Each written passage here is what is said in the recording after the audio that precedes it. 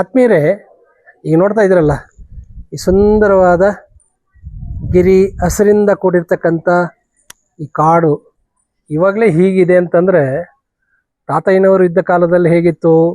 ಒಂದು ದುರ್ಗಮವಾದ ಕಾಡಿತ್ತಿಲ್ಲಿ, ಹುಲಿಗಳು ಇದ್ದವು ಅನ್ನೋದು ನಮಗೆ ಪುಷ್ಟೀಕರಿಸ್ತದೆ. ಆತ್ಮೀಯರೇ, ತಾತಯ್ಯನವರು ಹುಟ್ಟಿದ್ದು ಇದೇ ಕೈವಾರದಲ್ಲಿ, ಒಂದು ಸಾಧಾರಣವಾದ ಬಡ ಕುಟುಂಬದಲ್ಲಿ ಮಲ್ಹಾರ ವೃತ್ತಿ ಮಾಡ್ತಕ್ಕಂಥ ತಂದೆ ತಾಯಿಗಳಿಗೆ ಜನಿಸಿದವರು ಅವರು. ಮಲ್ಹಾರ ವೃತ್ತಿ ಅಂತಂದರೆ ಬಳೆ ಮಾರಿ ಜೀವನ ಮಾಡ್ತಕ್ಕಂಥ ಒಂದು ವೃತ್ತಿ ಅದು. ಇವರು ಕೂಡ ದೊಡ್ಡವರಾದಾಗ ಅದೇ ವೃತ್ತಿಯನ್ನು ಸ್ವೀಕರಿಸ್ತಾರೆ. ಸ್ವಲ್ಪ ಚಿಕ್ಕ ವಯಸ್ಸಿಗೆ ಇವರಿಗೆ ಮುನಿಯಮ್ಮನ ಜೊತೆ ಮದುವೆ ಆಗ್ತದೆ. ಮದುವೆ ಆದಮೇಲೆ ಮುದ್ದಮ್ಮ, ಚಿಕ್ಕಯ್ಯ, ದೊಡ್ಡಯ್ಯ ಅಂತ ಇಬ್ಬರು ಗಂಡು ಮಕ್ಕಳು. ಸೊ ಇಷ್ಟಾದಮೇಲೆ ಇವರು ಬಳೆ ವ್ಯಾಪಾರಕ್ಕೆ ಅಂತ ಊರೂರು ಹೋಗ್ತಿರ್ತಾರೆ, ಆ ಮಲ್ಹಾರವನ್ನು ಹೆಗಲಿಗೆ ಹಾಕ್ಕೊಂಡು. ಈ ಮಲ್ಹಾರ ಅಂದರೆ ಬಳೆ ಎಲ್ಲೋ ಸಾಲ ತಂದಿರ್ತಾರೆ ಅಂಗಡಿಯಲ್ಲಿ, ಅದು ಮಾರಾಟ ಮಾಡಿ ಹೆಣ್ಮಕ್ಳಿಗೆ ತೊಡಿಸಿದ ಮೇಲೆ ಹಣ ಇಸ್ಕೊಂಡು ಬಂದು ಸಾಲಗಾರಿಗೆ ವಾಪಸ್ ಕೊಡಬೇಕು. ತಾತಯ್ಯನವ್ರು ಏನು ಮಾಡ್ತಿದ್ರು? ಪ್ರತಿಯೊಂದು ಹೆಣ್ಮಕ್ಕಳಲ್ಲಿ ತಾಯಿಯನ್ನು ನೋಡ್ತಿದ್ರು, ಮಹಾಲಕ್ಷ್ಮಿಯನ್ನು ನೋಡ್ತಾ ಇದ್ರು. ಹಾಗಾಗಿ ಅವರಿಂದ ದುಡ್ಡು ಇಸ್ಕೊಳ್ಳೋ ಮನಸ್ಸಾಗ್ತಿರ್ಲಿಲ್ಲ. ಆದರೆ ದುಡ್ಡಿಲ್ಲದೆ ವ್ಯವಹಾರ ನಡೆಯಲ್ಲ. ಹಾಗೆ ಖಾಲಿ ಮಲ್ಹಾರದೊಂದಿಗೆ ಬಂದಂತಹ ಅವರನ್ನು ನೋಡಿ ಹೆಂಡತಿ ರೇಗ್ತಿದ್ಲು. ಅಲ್ಲ, ನಿಮಗೆ ವ್ಯವಹಾರ ಜ್ಞಾನನೇ ಗೊತ್ತಿಲ್ವಲ್ಲ, ದುಡ್ಡು ಹೇಗೆ, ಸಾಲ ಕೊಟ್ಟವರು ಸುಮ್ಮನೆ ಇರ್ತಾರಾ, ಸಾಲ ತೀರಿಸೋದು ಹೇಗೆ, ಹೀಗಾದರೆ ನಮ್ಮ ಬದುಕು ಹೇಗೆ, ಮಕ್ಕಳನ್ನು ಹೇಗೆ ಸಾಕೋದು ಅಂತ ಜಗಳ ಕೇಳಿತಿದ್ರು. ಇವರಿಗೆ ನೋಡಿದ್ರು ಈ ವ್ಯಾಪಾರ ನನಗೆ ಸಿದ್ಧಿಸ್ಲಿಲ್ಲ, ನನಗಿದು ಆಗೋದಿಲ್ಲ, ಬರಲಿಲ್ಲ ಅಂತ ಹೇಳ್ಬಿಟ್ಟು ಮನೆ ಬಿಟ್ಬಿಟ್ಟು ಸಾಲ ಜಾಸ್ತಿ ಆದಾಗ ಅವರು ಆ ಊರಿಂದ ಈ ಜಾಗಕ್ಕೆ ಬಂದು ಅಧ್ಯಾತ್ಮದಲ್ಲಿ ಏನೋ ಸಾಧನೆ ಮಾಡಬೇಕು ಅಂತ ಇಲ್ಲಿಗೆ ಬರ್ತಾರೆ. ಇಲ್ಲಿಗೆ ಬರೋಕ್ಕಿಂತ ಮುಂಚೆ ಆಂಧ್ರ ಪ್ರದೇಶದಲ್ಲಿ ಒಂದು ಹೀಗೆ ಮಲ್ಹಾರ ಹಾಕ್ಕೊಂಡು ಹೋಗ್ತಿರ್ಬೇಕಾದ್ರೆ ಅಲ್ಲಿ ಒಂದು ಜಾಗದಲ್ಲಿ ಅವರಿಗೆ ಗುರುಗಳು ಉಪದೇಶ ಆಗ್ತದೆ. ಪರದೇಶ ಸ್ವಾಮಿಗಳಿಂದ ಒಂದು ಅಷ್ಟಾಕ್ಷರ ಮಂತ್ರವನ್ನು ಇವರು ಪಡ್ಕೊಳ್ತಾರೆ. ಆ ಅಷ್ಟಾಕ್ಷರ ಮಂತ್ರವನ್ನು ಉಪದೇಶ ಮಾಡಿದಂಥ ಪರದೇಶ ಸ್ವಾಮಿ ಗುರುಗಳು ಹೇಳ್ತಾರೆ, ಇದು ನಿಮಗೆ ಸಿದ್ಧಿ ಆಗಬೇಕಾದ್ರೆ ನೀನು ಹೋಗ್ಬಿಟ್ಟು ಯಾವುದೋ ಒಂದು ಗುಹೆಯಲ್ಲಿ ಕೂತ್ಕೊಂಡು ಒಂದು ಬೆಣಚಿ ಕಲ್ಲನ್ನು ಬಾಯಲ್ಲಿ ಇಟ್ಕೊಂಡು, ಕಲ್ಲು ಬೆಣಚಿ ಕಲ್ಲು ಅಂದರೆ ಬೆಳಗ್ಗೆ ಇರ್ತಕ್ಕಂಥ ಕಲ್ಲು, ಅದನ್ನು ಬಾಯಲ್ಲಿ ಇಟ್ಕೊಂಡು ಈ ಮಂತ್ರವನ್ನು ಹೇಳ್ತಾ ಇರೋ, ನಿರಂತರವಾಗಿ ಹೇಳ್ತಾ ಇರೋ. ಯಾವಾಗ ಈ ಕಲ್ಲು ಸಕ್ಕರೆಯಾಗಿ ಬದಲಾಗ್ತದೆ ಆವಾಗ ನಿನಗೆ ಸಿದ್ಧಿ ಆಗ್ತದೆ ಈ ಮಂತ್ರ ಅಂತ ಬಂದು ಇಲ್ಲಿ ಹೇಳ್ತಾರೆ. ಬಂದು ಕೂತ್ಕೊಂಡು ಪದ್ಮಾಸನದಲ್ಲಿ ಈ ಗುಹೆ ಒಳಗಡೆ ಓಂ ನಮೋ ನಾರಾಯಣಾಯ ಅಂತ ಹೇಳ್ತಾರೆ. ಆವಾಗ ಅವರಿಗೆ ಶಾಕ್ ಆಗತ್ತೆ. ಏನು ಓಂ ನಮೋ ನಾರಾಯಣಾಯ ಅಂತ ಹೇಳಿದ್ದ ತಪ್ಪಾಗಿ ಹೇಳ್ತಾರೆ ಅವರು. ಒಳಗಡೆಯಿಂದ ಅಶರೀರವಾಣಿ ಹೇಳ್ತದೆ, ನಾರಾಯಣಾಯ ಅಂತ ಹೇಳಿದ್ರೆ ನಿಮಗೆ ಆಗೋದಿಲ್ಲ, ಸಿದ್ಧಿ ಆಗೋದಿಲ್ಲ, ನಾರಾಯಣಾಯ ಅಂತ ಹೇಳು ಅಂತ ಹೇಳ್ತಾರೆ. ಅದನ್ನೇ ತಾತಯ್ಯನವರು ತಮ್ಮ ತತ್ವಪದಗಳಲ್ಲಿ ಹೇಳ್ಕೊಂಡಿದ್ದಾರೆ. ನಾರಾಯಣ ಏನಿ ಸಾರೇಕು ತಿಳಿಸೀತೆ ಕೋರಿನ ವರ ಮಿಚ್ಚು ನಾರಾಯಣುಡು ಧರಲೋನ ಈ ಮಾಟ ದಬ್ಬಾರ ಮುಗ ತಿಳಿಸಿ ಮರ್ಚಿ ಉನ್ನಾರು ಈ ನರುಲು ಪಾಮರುಲು ಅಂತ ಹೇಳ್ಕೊಂಡಿದ್ದಾರೆ. ಅಂದರೆ ಸಾಮಾನ್ಯವಾಗಿ ಅಷ್ಟಾಕ್ಷರ ಮಂತ್ರ ಅಂತಂದರೆ ಓಂ ನಮೋ ನಾರಾಯಣಾಯ ಅಂತ ಇರೋದು, ನಾರಾಯಣ. ಆದರೆ ಇವರು ತಮ್ಮದೇ ಒಂದು ಮಂತ್ರವನ್ನು ಕಂಡುಹಿಡ್ಕೊಂಡ್ರು. ನಾರಾಯಣ ಅಂತಂದರೆ ಅದಕ್ಕೆ ಬಿಗಿ ಜಾಸ್ತಿ ಬರ್ತದೆ, ಅದಕ್ಕೆ ಪವರ್ ಜಾಸ್ತಿ ಬರ್ತದೆ ಅನ್ನೋದನ್ನು ಇವರು ಕಂಡುಕೊಂಡ್ರು. ಹಾಗಾಗಿ ಸಾಧಾರಣವಾಗಿ ನಾರಾಯಣಪ್ಪ ಅಂತ ಹೆಸರಿಟ್ಕೊಂಡಿದ್ದವರು ನಾರಾಯಣ ಯತೀಂದ್ರರಾದರು, ನಾರಾಯಣ ಯೋಗೀಂದ್ರ ಯತೀಂದ್ರರಾದರು. ಸೊ ಹಾಗಾಗಿ ಈ ಸಾಧನೆಯಲ್ಲಿ ಅನೇಕ ಚಮತ್ಕಾರಗಳನ್ನು, ಪವಾಡಗಳನ್ನು ಮಾಡಿದವರು. ಏನೇನು ಪವಾಡ ಮಾಡಿದ್ರು? ಅವರು ಸ್ನಾನಕ್ಕೆ ಅಂತ ಕೊಳಕ್ಕೆ ಇಳಿದ್ರೆ ಗಂಟೆಗಟ್ಟಲೆ ಮೇಲಕ್ಕೆ ಬರ್ತಿರ್ಲಿಲ್ಲಂತೆ.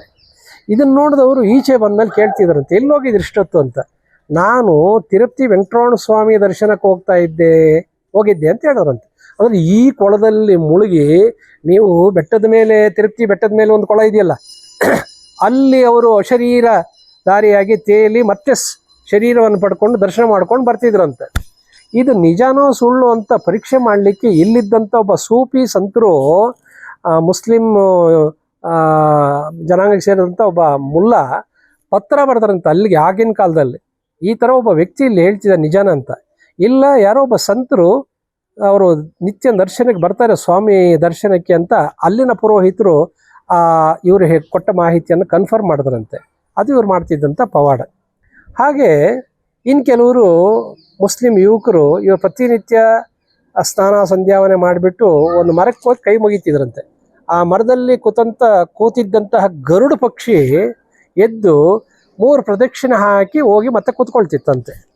ಇದನ್ನು ನೋಡಿದಂಥ ಮುಸ್ಲಿಂ ಯುವಕರು ಇವರೇನೋ ಜಾದೂ ಮಾಡ್ತಿರಬೇಕು, ಜನಕ್ಕೆ ಟೋಪಿ ಹಾಕ್ತಿರಬೇಕು ಅಂತ ಪರೀಕ್ಷೆ ಮಾಡಲಿಕ್ಕೆ ಅವತ್ತು ಒಂದು ದಿವಸ ಮಣ್ಣಿಂದ ಮಾಡಿದಂಥ ಒಂದು ಗರುಡು ಪಕ್ಷಿಯನ್ನು ಮರದ ಮೇಲೆ ಇಟ್ಟಿದ್ರಂತೆ. ಇವರು ಬೆಳಗ್ಗೆ ಬಂದು ಕೈ ಮುಗಿದ ತಕ್ಷಣ ಮಣ್ಣಿಂದ ಮಾಡಿದಂಥ ಗರುಡು ಪಕ್ಷಿ ಜೀವಂತವಾಗಿ ಹಾರಿ ಹೋಗಿದ್ದನ್ನು ನೋಡಿ ವ್ಯವಹಾರದಂಥ ಮುಸ್ಲಿಂ ಯುವಕರು ಮತ್ತೆ ಯಾವತ್ತು ಅವ್ರನ್ನ ಪರೀಕ್ಷೆ ಮಾಡೋಕ್ಕೆ ಬರಲಿಲ್ಲ ಅಂತೆ. ಒಂದು ದಿವಸ ಇವರು ಹಿಂಗೆ ಅಂದ್ಕೊಂಡ್ರಂತೆ, ಕೈಗಳನ್ನು ಹಿಂಗೆ ಅಂದ್ಕೊಂಡ್ರಂತೆ. ಕೈಗಳಿಂದ ಹೊಗೆ ಬರ್ತಾ ಇದ್ದಿದ್ದನ್ನು ಭಕ್ತಾದಿಗಳು ನೋಡಿದ್ದಾರೆ. ಸ್ವಾಮಿಗಳೇ ಕೈಗಳಿಂದ ಯಾಕೆ, ಗುರುಗಳೇ ಕೈಯಿಂದ ಹೊಗೆ ಬರ್ತಾ ಇದೆಯಲ್ಲ ಏನು ಅಂತ ಹೇಳೋರಂತೆ. ಇಲ್ಲ, ಅಲ್ಲಿ ತಿರುಪತಿ ವೆಂಕಟೇಶ್ವರ ಸ್ವಾಮಿ ವಸ್ತ್ರಗಳಿಗೆ ಬೆಂಕಿ ಬಿದ್ದಿತ್ತು, ಅದನ್ನು ಆರಿಸಿದೆ, ಹಾಗಾಗಿ ಕೈಯಿಂದ ಬಿಸಿ ಬಂತು, ಹೊಗೆ ಬಂತು ಅಂತ ಹೇಳಿದ್ರಂತೆ. ಇವರು ಅದನ್ನು ಮಾಹಿತಿಯನ್ನು ಖಚಿತಪಡಿಸ್ಕೊಳ್ಳೋಕ್ಕೆ ಮತ್ತೆ ಅಲ್ಲಿಗೆ ಪತ್ರ ಬರೆದಾಗ ಅಲ್ಲಿಂದ ಮಾಹಿತಿ ಬರ್ತದೆ, ಹೌದು ವಸ್ತ್ರಾಗಾರಕ್ಕೆ ಬೆಂಕಿ ಬಿದ್ದಿತ್ತು, ಅದನ್ನು ಯಾರೋ ಬಂದು ಆರಿಸಿದ್ದು ನಮ್ಮ ಕಣ್ಮುಂದೆ ಬಂತು ಅಂತ. ಹೀಗೆ 1-2 ಅವರು ಮಾಡಿದಂಥ ಚಮತ್ಕಾರಗಳು. ಹೀಗೆ 1726ರಲ್ಲಿ ಜನಿಸಿದಂಥ ಈ ಮೇರು ಸಂತರು 1836 ಅಂದರೆ 110 ವರ್ಷ ಬದುಕಿ ಆಮೇಲೆ ಈ ಕಾಯ ಸಾಕು ಅಂತೇಳಿ ಇಚ್ಛಾಮರಣಿಗಳಾಗಿ ಅವರು ಜೀವಂತ ಸಮಾಧಿ ತಗೊಂಡ್ರು.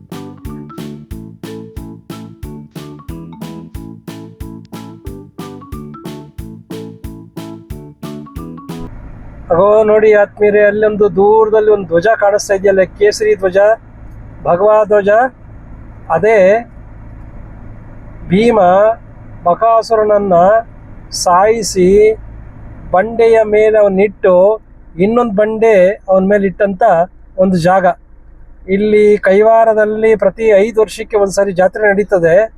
ಆ ಜಾತ್ರೆಯ ಸಂದರ್ಭದಲ್ಲಿ ರಾತ್ರಿ 10ರಿಂದ 11 ಗಂಟೆಗೆ ಅವನಿಗೆ ಬಕಾಸುರನಿಗೆ ಅನ್ನ ಎಸಿತಾರೆ.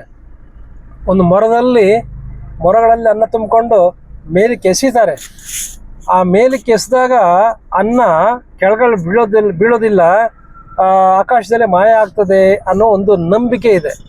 ಅಂದರೆ ಎಲ್ಲೋಯ್ತು, ಬಕಾಸುರ ತಿಂತಾನೆ ಅನ್ನೋ ಒಂದು ನಂಬಿಕೆಯಿಂದ ಎಸಿತಾರೆ. ಅದಕ್ಕೆ ಹೇಳೋದು, ಏನೋ ಬಕಾಸುರನ ತಿಂದಂಗೆ ತಿಂತೀಯಾ ಅಂತ ಹೇಳೋದು. ಬಕಾಸುರ, ಭೀಮ ಬಕಾಸುರನ ಸಾಯಿಸಿದ ಈ ಜಾಗಕ್ಕೆ ಪೂರ್ವಕಾಲದಲ್ಲಿ ಏಕಚಕ್ರಪುರ ಅಂತ ಕರಿತಿದ್ರು. ಆತ್ಮೀಯರೇ, ಈಗ ನೀವು ನೋಡ್ತಾ ಇದ್ರಲ್ಲ ಅಮರ ನಾರಾಯಣ ಸ್ವಾಮಿ ಸನ್ನಿಧಿ ಅಂತ, ಇದು ಯಾರು ಅಂತಂದರೆ ಕೈವಾರ ನಾರಾಯಣ ಯೋಗೇಂದ್ರ ಯತೀಂದ್ರರ ಒಬ್ಬ ಆದರ್ಶ ದೇವರು.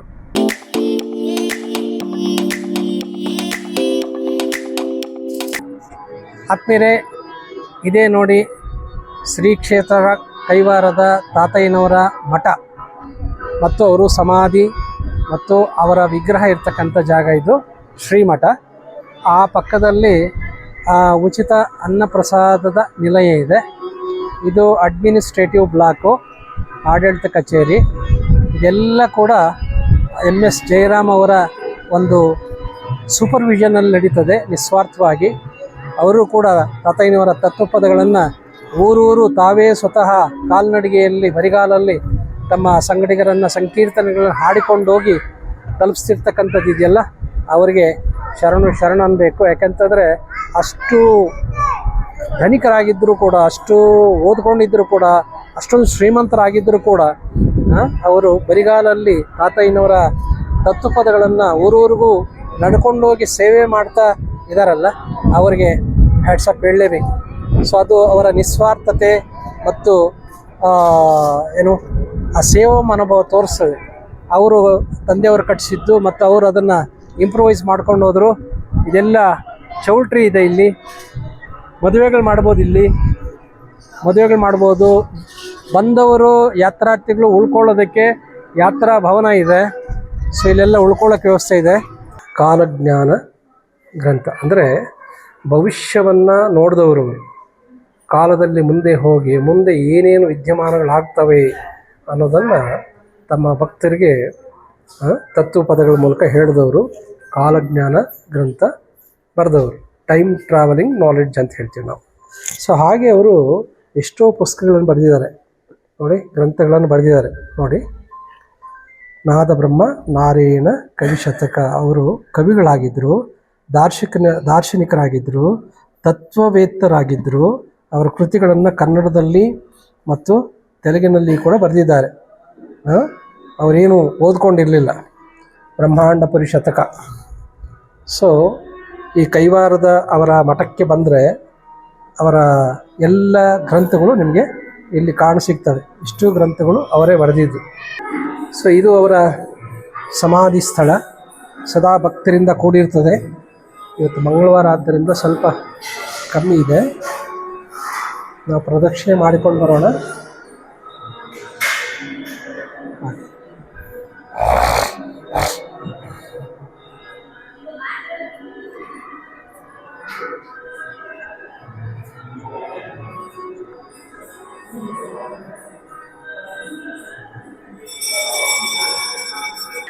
ಆತ್ಮೀಯರೇ, ಇವರೇ ಕರುನಾಡು ಕಂಡ ಅತ್ಯಂತ ಶ್ರೇಷ್ಠ ಯತಿವರ್ಯರೇಣ್ಯರಲ್ಲಿ ಒಬ್ಬರಾದಂಥ ಯೋಗಿ ನಾರಾಯಣ ಯತೀಂದ್ರರು. ತಪಸ್ವಿಗಳು, ಮಹಾದಾರ್ಶನಿಕರು, ಕೃತಿಕಾರರು, ತತ್ವವೇತ್ತರು, ಕೀರ್ತನಾಕಾರರು. ಅವರು ಅನೇಕ ಕೀರ್ತನೆಗಳನ್ನು, ತತ್ವಪದಗಳನ್ನು ಬರೆದಿದ್ದಾರೆ. ಕರ್ನಾಟಕದ ಮನೆ ಮನೆಯಲ್ಲಿ ಕೂಡ ಅವರ ತತ್ವಪದಗಳು ಜನಜನಿತ. ನಾನು ವಿನಂತಿ ಏನು ಅಂತಂದರೆ, ಯಾರು ಅಧ್ಯಾತ್ಮ ಸಾಧಕರಿದ್ದೀರಿ ಅವರಿಗೆ ಒಂದು ದೊಡ್ಡ ಪ್ರೇರಣೆ ಆಗ್ತಾರೆ ಈ ಕೈವಾರದ ಯೋಗಿ ನಾರಾಯಣ ಯತೀಂದ್ರರು. ಅವರ ಸಾಧನೆ ಅಪಾರ, ಅವರ ಕೀರ್ತಿ ಅಪಾರ, ಅವರ ಮಹಿಮೆ ಅಪಾರ. ಒಂದು ಸರಿ ಆದರೂ ಕೂಡ ಈ ಕ್ಷೇತ್ರಕ್ಕೆ ಬಂದು ವೀಕೆಂಡಲ್ಲಿ ಎಷ್ಟೋ ಜನ ಯುವಕರು ಎಲ್ಲೆಲ್ಲಿ ಹೋಗ್ತಿರ್ತಾರೆ. ಇಲ್ಲಿಗೆ ಬಂದಾಗ ಅವರಿಗೆ ಮನಃಶಾಂತಿ ಆಗ್ತದೆ, ಅವರಿಗೊಂದು ಮಾರ್ಗದರ್ಶನ ಆಗ್ತದೆ, ಅವ್ರಿಗೊಂದು ಕ್ಲಾರಿಟಿ ಬರ್ತದೆ. ನಾನಾದರೂ ಅವಾಗವಾಗ ಬಂದು ದರ್ಶನ ಮಾಡ್ಕೊಂಡು ಹೋಗ್ತಿರ್ತೀನಿ. ಸೊ ನಾನು ನಿಮಗೆಲ್ಲ ಅಂದರೆ ಕರ್ನಾಟಕದ ಎಲ್ಲ ಯುವಕರಿಗೆ, ಸಾಧಕರಿಗೆ ತಾತಯ್ಯನವರ ಪರಿಚಯ ಮಾಡಬೇಕು ಅಂತ ಅಂದ್ಕೊಂಡೆ ಈ ವಿಡಿಯೋ ಮಾಡ್ತಿರೋದು. ನನ್ನದು ಸ್ವಾರ್ಥ ಏನಿಲ್ಲ. ನಾನು ಇದರಿಂದ ಪ್ರೇರಣೆ ಪಡೆದಿದ್ದೇನೆ. ಯಾಕೆಂದ್ರೆ ನಮ್ಮದು ಒಂದು ಸಣ್ಣ ಮಠ ಇದೆ. ಆ ಸಣ್ಣ ಮಠದಲ್ಲಿ ಯಾರಿದ್ದಾರೆ ಗೊತ್ತಾ? ತಾತಯ್ಯನವರನ್ನೇ ನಾವು ಆದರ್ಶ ಅಂತ ಇಟ್ಕೊಂಡು ನಮ್ಮ ತಂದೆಯವರು ಸಾಧನೆ ಮಾಡಿದ್ದು. ಸೊ ಹಾಗಾಗಿ ಅಧ್ಯಾತ್ಮ ಸಾಧನೆಗೆ ಹೋಗಬೇಕು ಅಥವಾ ಸಾಧನೆಯಲ್ಲಿ ಇರೋರು ಅವರೆಲ್ಲ ಒಮ್ಮೆ ಆದರೂ ಕೂಡ ಈ ಶ್ರೀ ಕ್ಷೇತ್ರ ಕೈವಾರಕ್ಕೆ ಬಂದು ದರ್ಶನ ಮಾಡಿದ್ರೆ ಅವರ ಜೀವನ ಪಾವನ ಆಗ್ತದೆ ಅಂತ ನಾನು ಈ ಮೂಲಕ ಹೇಳ್ತೇನೆ. ಎಲ್ರಿಗೂ ಶುಭವಾಗಲಿ, ಎಲ್ಲರಿಗೂ ತಾತಯ್ಯನವರ ಅನುಗ್ರಹ ಸಿಗಲಿ ಅಂತ ಪ್ರಾರ್ಥಿಸ್ತಾ ಧನ್ಯವಾದ ಹೇಳ್ತೇನೆ.